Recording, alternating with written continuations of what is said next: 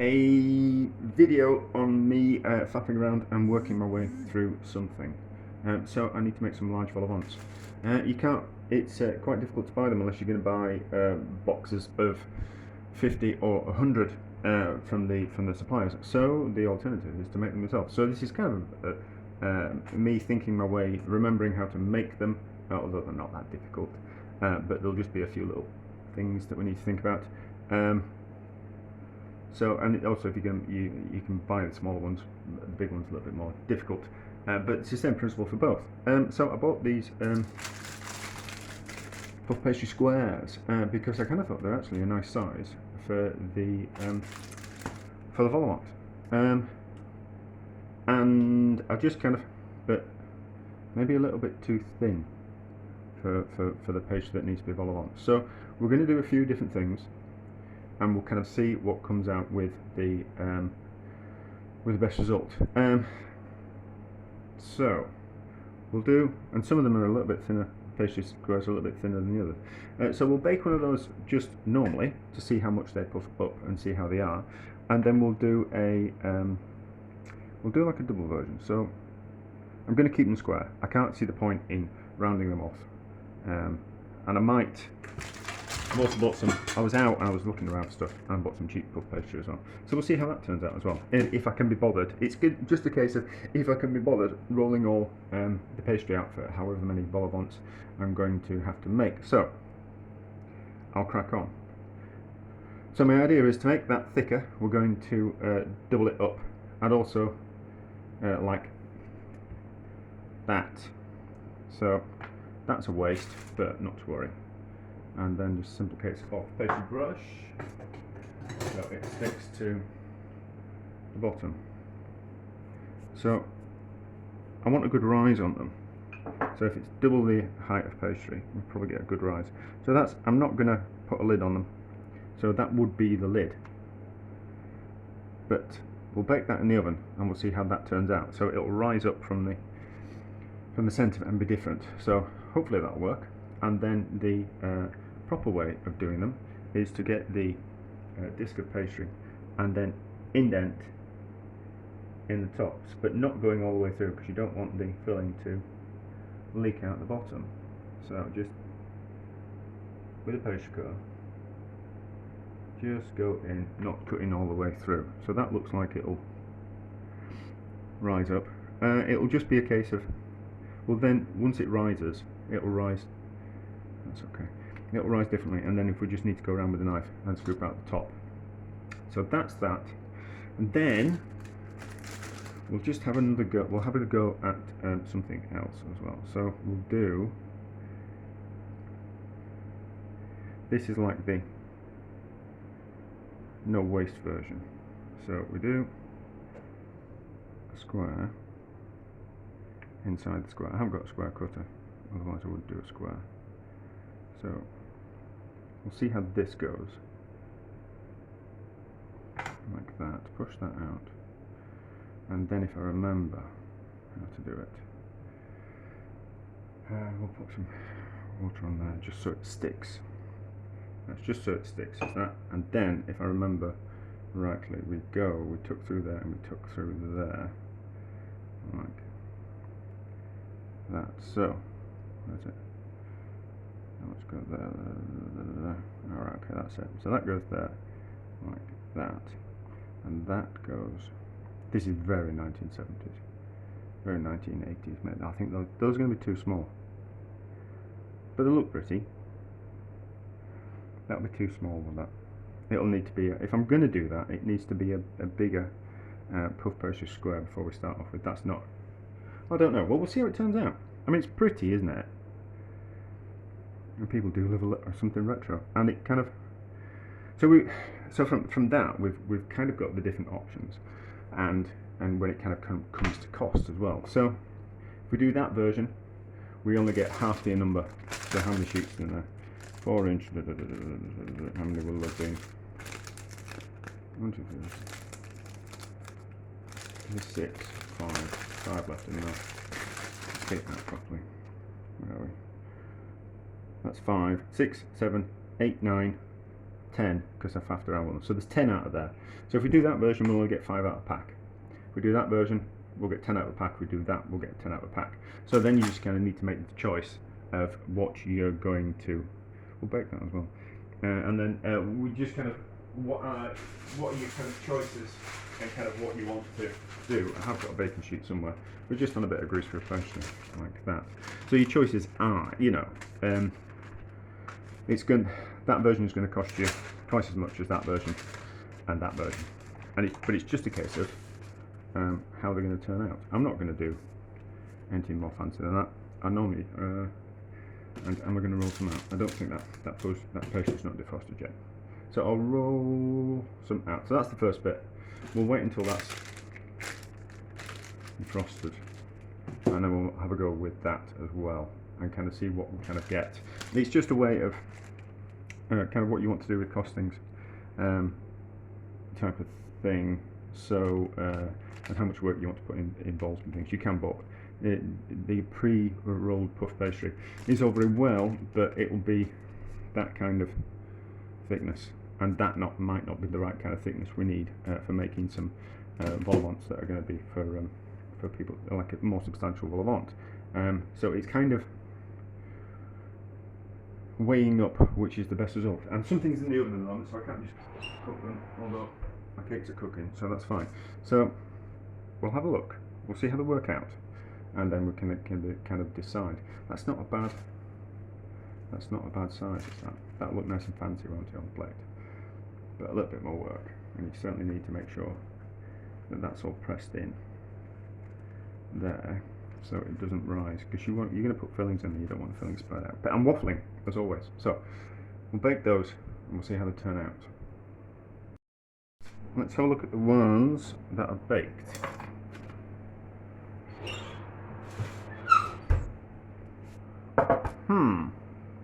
Not so good, not so good. They're not really, they haven't puffed up enough at all. That's not so bad though. That's not so bad. Although you're not going to get much filling in that, so they're way too small. They look pretty though, but that's what you do. You kind of fill them in there. That's not really raised up enough either. I'm going to feel that's just because it's a cheap puff pastry. Will this work? How deep's that going to be? Not particularly bothered about the top.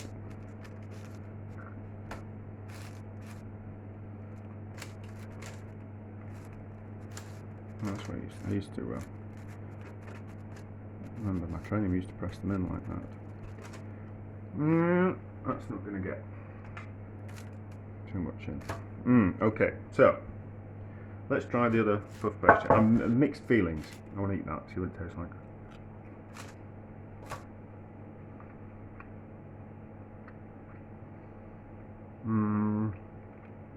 I've mixed feelings.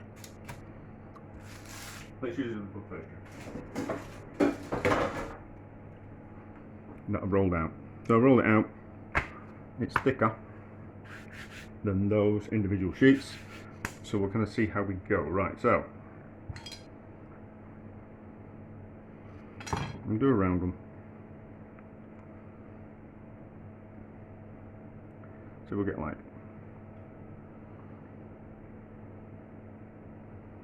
okay, that's a bit of a problem. That's what we would have got. Square ones we would have got, if they're a bit more equal. I'm only playing. I'll tell myself that. I don't need to be perfect. So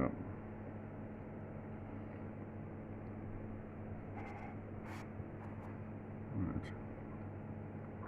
See, that's wasteful because you waste all that bit of pastry. So slightly cut through the top so it scores it.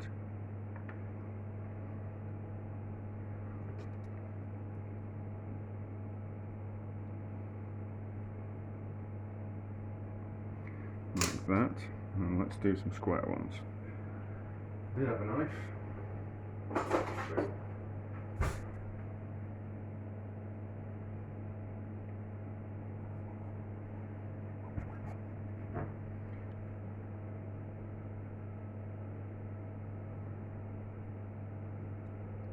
that, wasn't it?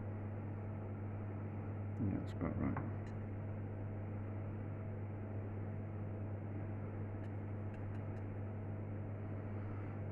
So less waste if we do it square.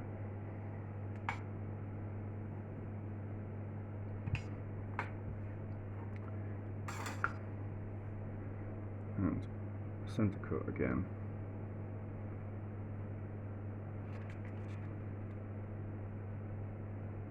Give it a twist as you go around, then we know that we're cutting through the pastry top.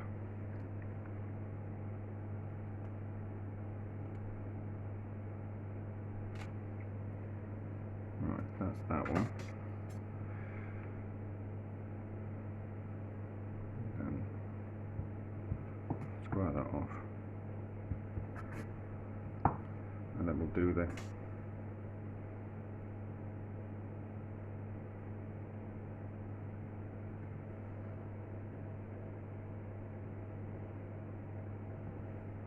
twisty one. We'll see how that turns out.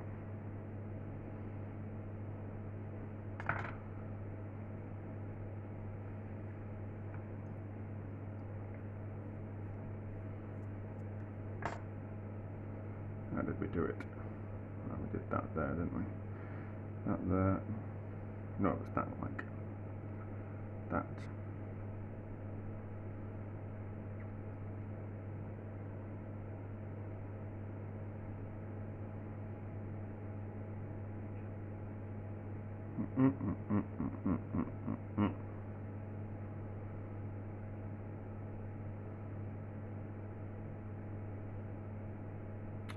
Don't know what. Sometimes, you know. Let's get back to where it was. Right. So it does that, doesn't it? We do that. That goes on there.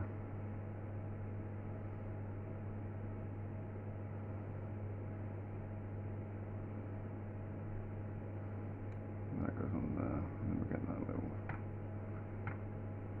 twist at the end. Why was that more difficult than it needed to be?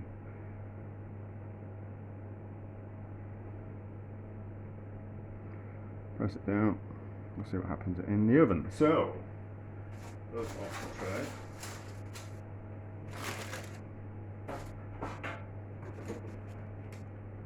Put that back in the oven. And then we'll bake these and we'll see how they turn out.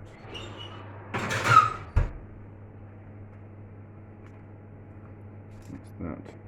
But there we go. We'll have a see and see what it turns out like. Let's have a look.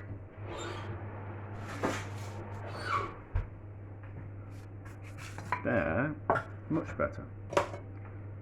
That one especially. That one's just not risen entirely because it was on the edge of the pastry that rolled out. But if I'd have cut it there, that would have gone done. They're better. Not that much though. Not that much. That was the one to go for. I've still got a little bit of pastry left. Maybe they want me to call it. No, because that'd be maybe the better way to go is to have a square on top of a square, like we did with that one. Put a square on top of the other square. But I think that's kind of where we want to be. Let's just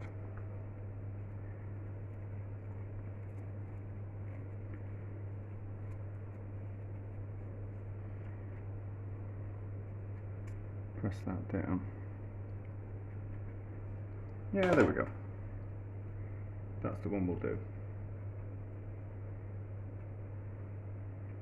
That's the one we'll do. I think it'll look the best. And it'll save having to, we'll just need to, just go, can you see that hole just there? We'll just have to, instead of water, we'll have to remember to egg wash it when I do them. But there we go. And then you fill the centre and then rebake in the oven. So, there we go, that's decided. Buying the pre-cut squares, no good. I don't think buying the pre-rolled stuff will be good either. I don't think it will particularly rise up particularly high. Although I might buy a bit and see. I might just buy a bit and see. But So yeah, so what is this video about? This video is about faffing around with puff pastry and seeing about making homemade vol au vents. They're very retro. I don't think that people still eat them anymore. I don't think so. What's that one like on the inside? That's not too bad. That round one's better. That round one's better.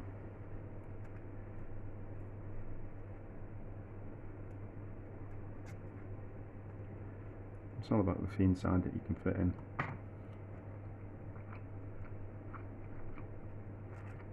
That's alright for cheap puff pastry. It's all very well. A lot of chefs on TV want to talk about buying old butter puff pastry, and you kind of go, yeah, that's all very well, but some people can't afford that, and they still want nice things. But anyway, so I think that's the way to go, and it uses the same amount of pastry as that. If I was to do the double up version, it would be, I'd use twice as much pastry, therefore it would cost twice as much. So that one's a good one, a little bit more impressive, and risen up enough that you get a good amount of filling in there. There, decided. Although the only downside to those is if you're baking beforehand, storage isn't so easy, because obviously square things and round things are a lot easier to store in an airtight container than something like that, and a little bit more of a faff to make those. But I always find that the cutting out bit, that bit, is always a little bit problematic. So there we go. That's the one I'm going for. So, faffing around video on me just having a play around with stuff, which you know, you'd have to have, if you were doing something like this, you'd have to do it yourself.